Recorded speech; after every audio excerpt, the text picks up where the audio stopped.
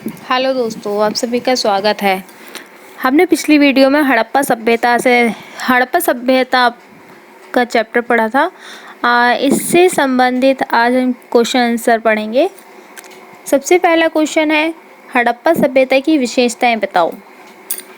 इसमें हम ज़्यादातर जो क्वेश्चन पूछे जाते हैं उसके आंसर जो है पॉइंट में देने हैं, ताकि पॉइंट अगर आपको याद भी नहीं होगा तो पॉइंट याद होंगे तो पॉइंट के अकॉर्डिंग आप आंसर दे सकते हैं इसका। सबसे पहला पॉइंट है इसका नगरीय सभ्यता। नगरीय सभ्यता के अंतर्गत आप लिख सकते हैं कि जैसे नगरीय सभ्यता बहुत अच्छी थी।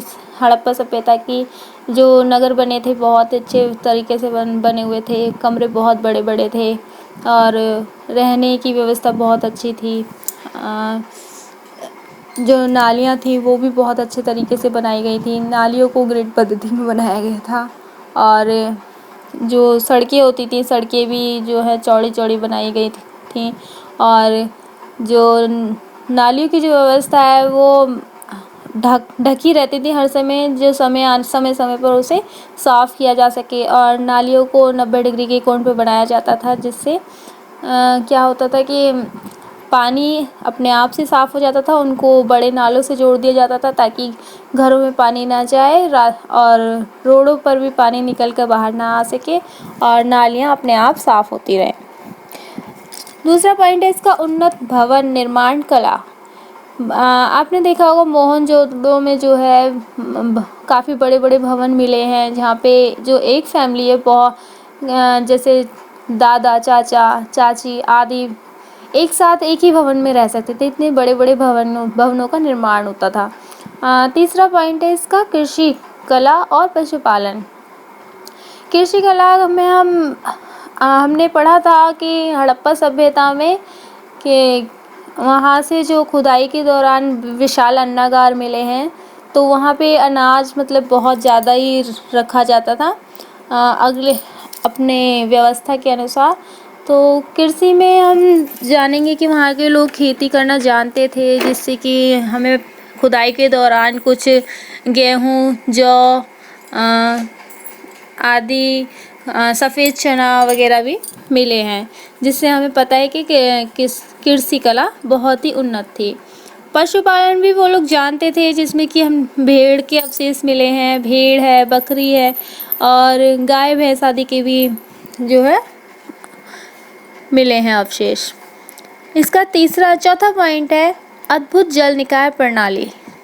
अद्भुत जल निकाय प्रणाली में हड़प्पा सभ्यता की विशेष सबसे बहुत ही ज़्यादा इम्पोर्टेंट जो विशेषता है वो यही है कि उस जो नालियाँ होती थी जल निकाय नालियाँ, उनको 90 डिग्री पर बनाया जाता था, 90 डिग्री के कोण पर, जिसे हम ग्रिड पद्धति कहते थे।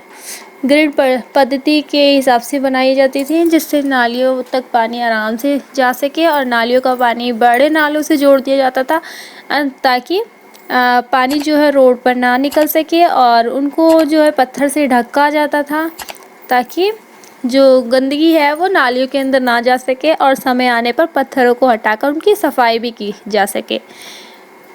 पांचवा पॉइंट है इसका चित्रात्मक लिपि। जी हाँ दोस्तों, आपको हड़प्पा सभ्यता में बताया था कि हड़प्पा सभ्यता की लिपि कैसी थी। चलिए आज फिर से बात कर लेते हैं इसके बारे में। हड़प्पा सभ्यता की जो लिपि है वो अभी तक भी किसी भी इतिहासकार ने नहीं पढ़ी है और ना ही पढ़ पाए हैं कोई भी। तो चित्रात्मक लिपि को चित्रों के माध्यम से ही समझा जा सका है। इतिहासकारों ने अनुमान लगाया है कि जो हड़प्पा सभ्यता की लिपि है उसमें जो उसके अक्षर हैं वो 375 से 400 हैं और ये जो लिपि लिखी जाती है वो दाईं से बाईं ओर लिखी जाती है, जबकि हम हिंदी या फिर इंग्लिश को लिखते हैं तो बाईं से दाईं की ओर लिखते हैं। तो ये हमेशा याद रखिएगा कि हड़प्पा सभ्यता की जो लिपि है वो दाईं से बाईं ओर लिखी जाती है, जैसे उर्दू लिखते हैं। इसका छठा पॉइंट है मृत्भांड कला। हड़प्पा सभ्यता में बर्तनों का निर्माण किया जाता था। बर्तन जो है मिट्टी के बनाए जाते थे, उन पर अलग अलग तरह की चित्रकारी की जाती थी। कुछ खुदे हुए बर्तन भी होते थे जिन पर लिखा जाता था। इसका सातवां पॉइंट है मापतोल व्यवस्था। मापतोल व्यवस्था में बताएंगे कि आभूषण मापतोल हड़प्पा सभ्यता की जो मापतोल व्यवस्था उस समय मापतोल किया जाता था हड़प्पा सभ्यता में, क्योंकि मन के बाट आदि जो है खुदाई के दौरान मिले हैं, और बाट आदि मिलने के कारण जो है इतिहासकार हमें बताते हैं कि मापतोल व्यवस्था बहुत अच्छी थी, और आभूषण वगैरह तोलने के काम, आभूषणों को तोलने के लिए और मनकों को तोलने के लिए बाटों का प्रयोग किया जाता था। और जो ये बाट होते थे वो किस से बने होते थे? चर्ट नामक पत्थर से बनाए गए थे। किससे? चर्ट नामक पत्थर से बनाए गए थे बाट। इसलिए हमें अंदाज़ा लगा सकते हैं जो खुदाई के दौरान मिले बाट और मनकियाँ कि मापतोल व्यवस्था भी एक हड़प्पा सभ्यता की विशेषता है। 8वां पॉइंट है इसका व्यापार प्रणाली। व्यापार प्रणाली बहुत व्यवस्थित थी और विस्तृत थी, जैसे कि ओमान से जो है तांबा लाया जाता था। तो इस तरह से अंदाज़ा लगाया गया है कि इतिहासकारों ने कि व्यापार प्रणाली भी बेहतर थी। इसका 9वां पॉइंट है मछली पकड़ना, शिकार करना। मछली पकड़ना, शिकार करना हड़प्पा सभ्यता के लोग जानते थे, क्योंकि जो खुदाई के दौरान अवशेष वगैरह मिले हैं ये जानवरों के, तो उससे पता लगता है कि हाँ, मछली पकड़ना और शिकार करना हड़प्पाई लोग जानते थे। इसका 10वां पॉइंट है सड़कों का निर्माण करना। हड़प्पा सभ्यता की एक विशेषता ये भी होगी कि सड़कों का निर्माण करना। ये सड़कें जो होती थी चौड़ी चौड़ी बनाई जाती थी, जिससे कि शुद्ध हवा आ सके, और जो हवा के दौरान जैसे आंधी तूफान आता है, इस तरह से जो गंदगी आती है वो साफ़ भी हो सके। ये भी ग्रिड पद्धति के हिसाब से बनाई जाती थी। ग्रिड पद्धति आपको बताया था 90 डिग्री के कोण के हिसाब से ही सड़कें भी बनाई जाती थी। इसका 11वां पॉइंट है विशाल स्नानागार। विशाल स्नानागार हड़प्पा सभ्यता की बहुत बड़ी विशेषता है। आप लोगों ने पढ़ा होगा हड़प्पा सभ्यता में मोहनजोदड़ो से जो है विशाल स्नानागार प्राप्त हुए हैं। तो ये भी हड़प्पा सभ्यता की बहुत अच्छी विशेषताएं हैं। 12वां पॉइंट है इसका समाधान प्रणाली। समाधान प्रणाली के अंतर्गत आभूषण, बर्तन, मन के बाट आदि बनाने का व्यवस्था थी। चलिए नेक्स्ट क्वेश्चन पढ़ते हैं इसका। हड़प्पा लिपि की विशेषता बताओ। हड़प्पा लिपि की जो विशेषता है वो एक तो ये ही है कि पढ़ने में असमर्थता थी, क्योंकि उसको पढ़ा नहीं जा सकता था। आज तक कोई भी विद्वान उसको नहीं पढ़ सका है, ना ही इतिहासकार कोई पढ़ सका है। और ये दाईं से बाईं ओर लिखी जाती थी, और चिन्हों की संख्या जो है इसकी 375 से 400 है। और ये जो हड़प्पा लिपि जो है वो चित्रों के माध्यम से लिखी जाती है, तो इसलिए इसको चित्रात्मक लिपि भी कहते हैं। इसका नेक्स्ट क्वेश्चन होगा हड़प्पा सभ्यता में कृषि तथा पशुपालन की विशेषताएं बताओ। कृषि जो होती थी, हड़प्पा के लोग कृषि करना जानते थे, ये तो आपको पहले पॉइंट में भी बताया गया था।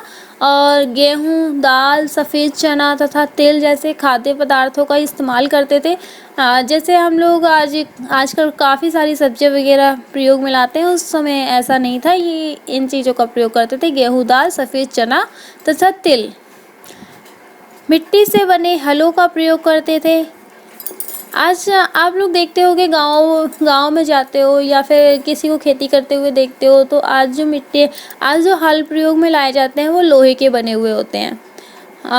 और इससे पहले जो बनाए गए थे वो लकड़ी के बने हुए होते थे। लेकिन जो हड़प्पा सभ्यता में हलों का प्रयोग किया गया है वो मिट्टी से बने हलों का प्रयोग किया गया है। ये याद रखिएगा दोस्तों, क्योंकि क्वेश्चन पूछा जा सकता है। खेतों में बीजों का छिड़काव करना, कुएं से प्राप्त पानी का प्रयोग सिंचाई में, जैसे आजकल घरों में जो है नलके लगे हुए हैं, तो इस तरह से नलके नहीं होते थे पहले कुओं से पानी लिया जाता था। कुओं से ही प्राप्त पानी को सिंचाई में लगाया जाता था। कुएं हो गए, नहर हो गई, तालाब हो गए, इन सब से सिंचाई होती थी।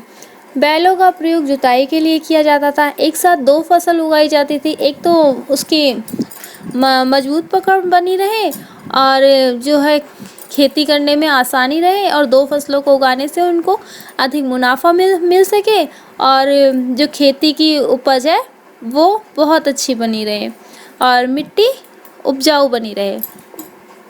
इसका दूसरा पॉइंट हम पढ़ लेते हैं पशुपालन। पशुपालन में हमने जो इतिहासकार बताते हैं खुदाई के दौरान जो अवशेष मिले हैं भेड़ बकरी सूअर भैंस आदि के, तो इनसे हम पता लगा सकते हैं कि पशुपालन हड़प्पा के लोग जो है पशुपालन करना जानते थे। बैलगाड़ी भैंसा गाड़ी का प्रयोग बैलों का प्रयोग इनके कुछ अवशेष मिले हैं जिनसे हम अनुमान लगा सकते हैं कि बैलगाड़ी भैंसा गाड़ी का प्रयोग किया जाता होगा। ये सब का प्रयोग जो है माल ढोने के लिए किया जाता रहा होगा। इसके बाद नेक्स्ट क्वेश्चन पढ़ लेते हैं। हड़प्पा सभ्यता की जल निकास प्रणाली पर संक्षिप्त टिप्पणी लिखो। ये तो आप लोगों को अच्छे से याद हो ही गया होगा अब, क्योंकि हमने इसको 3 बार दोहरा लिया है। नालियाँ ग्रिड पद्धति के अनुसार होती थी। ग्रिड पद्धति आपको बताया था 90 डिग्री के कोण पर और एक दूसरे को समकोण पर काटती थी। समकोण वही फिर से इसको दोहरा दिया है 90 डिग्री का कोण। नालियों का निर्माण उसके बाद उनके 7 घरों का निर्माण। आप लोग देखते होंगे आजकल जब घर बनने स्टार्ट हो जाते हैं तो सबसे पहले क्या है घर बनाना शुरू करते हैं, 1 मंजिल 2 मंजिल 3 मंजिल बना लिया, उसके बाद नालियों का निर्माण किया जाता है। लेकिन उस समय ऐसा नहीं होता था। हड़प्पा सभ्यता में क्या है नालियों का निर्माण पहले और उसके बाद उनके घरों का निर्माण होता था। घरों का पानी नालों पर जाता था, चौथा पॉइंट है इसका। और घरों का पानी जो है नालियों से जुड़ा हुआ होता था और नालियों को जो है बड़े नालों से जोड़ दिया जाता था ताकि उनका पानी आराम से घर से बाहर या गांव से बाहर तक जा सके। यह नालियाँ बाहर जाकर बड़े नालों से जुड़ जाती थी, ये इसी का पॉइंट है। और नालियों को ढककर रखा जाता था, पत्थर उठाकर सफाई करना। नालियों को जो है पत्थर से ढक दिया जाता था ताकि समय आने पर उठाकर उनकी सफाई की जा सके और उनके अंदर कोई कूड़ा करकट जमा ना हो सके। चलिए दोस्तों इसका नेक्स्ट क्वेश्चन पढ़ लेते हैं। इसका हड़प्पा सभ्यता के पतन के कारण। कोई भी सभ्यता हो उसकी पतन के कारण तो जरूर होते हैं अगर वो ख़त्म होती है तो। या इसको किस तरह से ख़त्म हुई, किस तरह इसका पतन हुआ, इसके कोई ना कोई कारण जरूर होते हैं। हम यहाँ पर इसके कारण पढ़ लेते हैं। पहला कारण जलवायु परिवर्तन। जलवायु के परिवर्तन के कारण भी हड़प्पा सभ्यता के पतन का अनुमान लगाया जाता है। वनों की कटाई, ज़्यादातर वनों की कटाई कर दी जाए और जो है खेती करने के लिए ना रहे तो वहाँ पर इंसान किस तरह से जीवित रहेगा, ये भी एक बहुत बड़ा कारण हो सकता है। बाढ़, अगर कहीं पर बाढ़ आ जाती है तो जान माल की हानि हो जाती है, तो ये भी एक बहुत बड़ा पतन का कारण है। नदियों का सूख जाना, हड़प्पा सभ्यता के पतन का एक प्रमुख कारण ये भी हो सकता है नदियों का सूख जाना या नदियों का मार्ग बदल लेना। क्योंकि अगर दोस्तों ये पता है नदियाँ जब मार्ग बदलती हैं तो बहुत बड़ी तबाही लेकर आती हैं, जिससे कि बहुत जान माल की हानि हो जाती है, तो पतन होना स्वाभाविक ही बनता है। तो हड़प्पा सभ्यता के पतन का ये प्रमुख कारण हो सकता है। भूकंप आना, हड़प्पा सभ्यता के पतन का एक कारण ये भी हो सकता है वहाँ पर भूकंप आया हो या भूकंप से बहुत सारे घर उजड़ गए हो या फिर वहाँ रहना खाना ना हो पाया हो भूकंप के बाद, तो इस वजह से वहाँ पतन के कारण हो सकते हैं। बाहरी आक्रमण, आपने जो ऊपर पढ़े हैं हो सकता है ये भी लेकिन इसके साथ साथ हम ये भी कह सकते हैं कि बाहरी आक्रमण भी हो सकता है, क्योंकि ये तो सिर्फ अनुमान लगाया जाता है। क्योंकि उस समय जो है आपको पता है कि हड़प्पा लिपि को कोई पढ़ नहीं सका है। वहाँ के लोग पढ़ना जानते थे लेकिन वह पढ़ नहीं सका है अभी तक कोई भी उसको, क्योंकि वह दाई से बाईं ओर लिखी जाती थी, इसलिए। तो हो सकता है इसका एक कारण ये भी रहा हो कि बाहरी आक्रमण हुआ हो। आज इसके बाद जैसे कि आपने पढ़ा होगा कि आर्य समाज आए थे, आर्यों ने आकर बाहरी आक्रमण किया और इसका हड़प्पा सभ्यता का पतन हो गया हो। अगर आपको अब भी कोई डाउट हो तो आप मुझे कमेंट कर सकते हैं, और अगर आपको ये वीडियो बहुत अच्छा लगा हो तो आप लाइक व सब्सक्राइब करना ना भूलें और अपने दोस्तों में शेयर ज़रूर करें। ओके बाय दोस्तों, अब मिलते हैं आपको नेक्स्ट पार्ट में।